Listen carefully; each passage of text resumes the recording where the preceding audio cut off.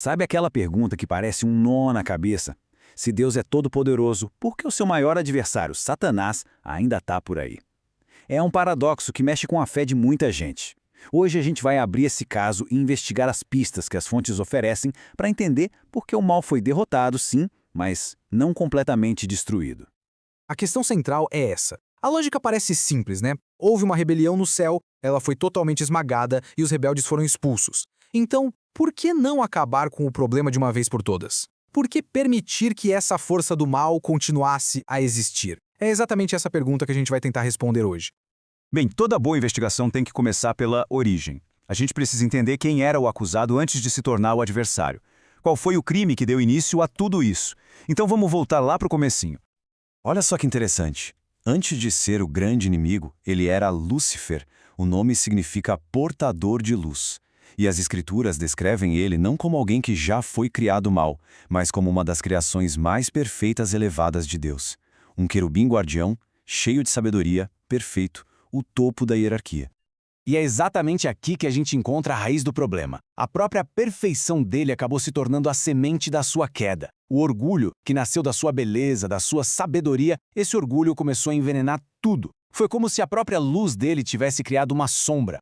E o objetivo final era esse aí. Não era só uma questão de inveja, não. Era uma tentativa de golpe de estado celestial. A ambição de Lúcifer não era só ser parecido com Deus. Ele queria tomar o trono. Ele queria ser adorado. Ele queria literalmente se tornar o Altíssimo.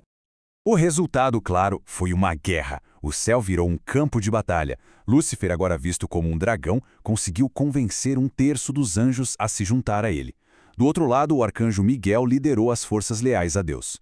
A rebelião foi completamente esmagada, mas, e aqui está o ponto-chave de toda a nossa conversa, o resultado foi a expulsão, não a aniquilação.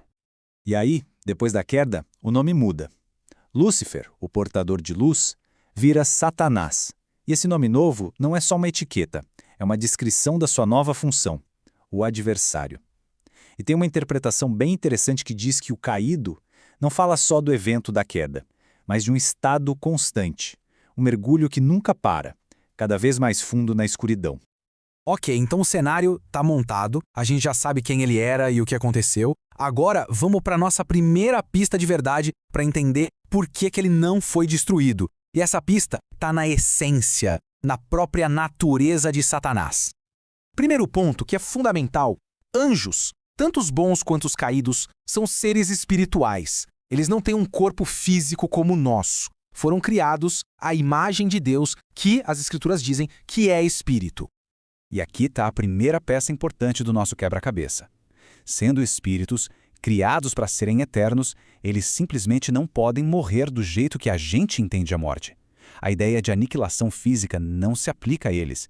Então, a primeira razão, a mais direta, é essa, a sua natureza imortal. Agora vamos para a segunda pista, e essa é talvez a mais profunda.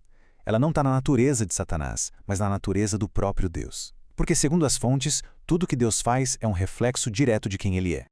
As fontes que a gente analisou destacam principalmente esses 4 atributos. Cada um deles é uma peça que ajuda a montar o cenário. E a ideia é que a decisão de não destruir Satanás de cara tem tudo a ver com o equilíbrio perfeito entre essas características.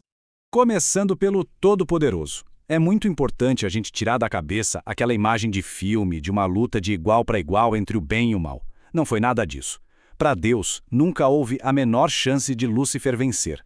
A criação jamais supera o Criador. Deus simplesmente não tem um rival à altura. Certo. E a justiça? Pensa assim, um juiz justo não manda executar um criminoso na hora sem direito a um julgamento, concorda? A lógica aqui é parecida, só que numa escala cósmica.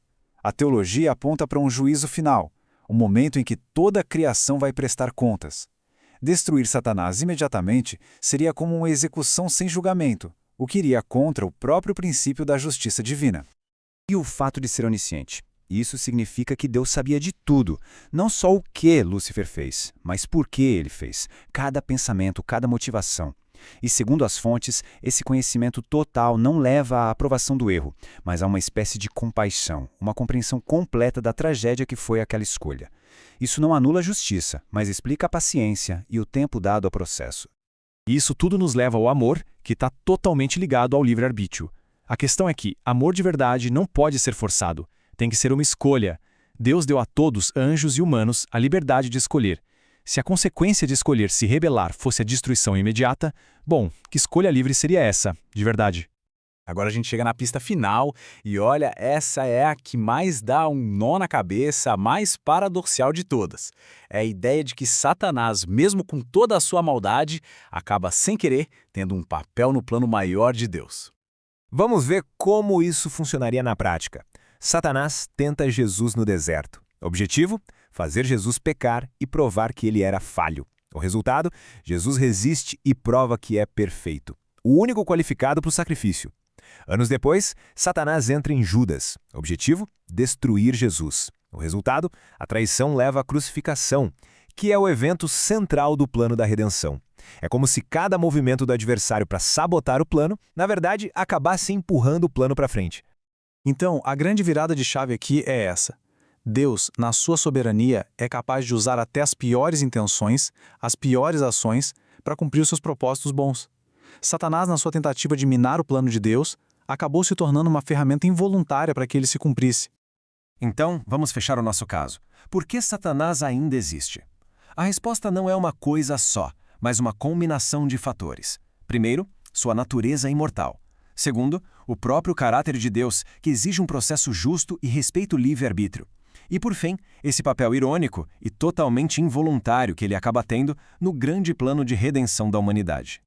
E a gente termina com uma reflexão. Se a possibilidade da rejeição é o preço que se paga pela liberdade de amar de verdade, isso não revela o quão valioso esse amor que é livremente escolhido realmente é? Fica aí uma questão para a gente pensar. Obrigado por acompanhar esta análise.